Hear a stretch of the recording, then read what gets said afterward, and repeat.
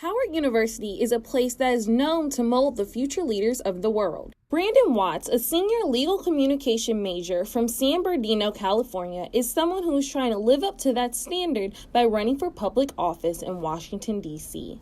Being out here in D.C. since I've been out here since 2015, I've just fallen in love with this community. This is I love my hometown, but this is a very historic city. Brandon ran for commissioner for ANC 1B11 in hopes to make a change within the community and to be the youngest African-American elected official in D.C.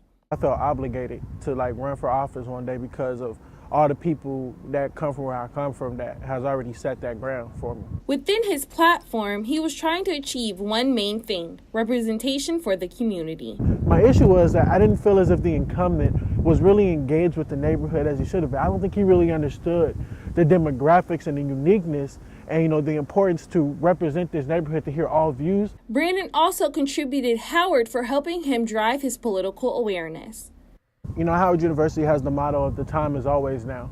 So I think that was really one of the biggest things was you know what, Brandon, you're trying to go to graduate school out here. You can just do this again in 2 years. You don't have to do this now. You're doing this, you're in classes. But I think it was just at the end of the day, it was just why not now? Howard University students were also very excited about Brandon running for public office. What he did for the DC community was very courageous. A Howard student stepping up, running for something to impact the DC community.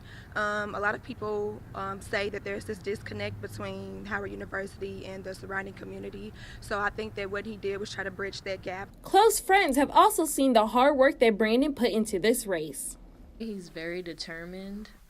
A lot of people would have that idea and be like, oh, maybe one day I'll do it, but he had the idea, and literally by the next day, he was making flyers, talking to people, speaking to students. Even though the incumbent, Rob Hudson, was reelected to be commissioner, this does not stop Brandon's desire to help the community.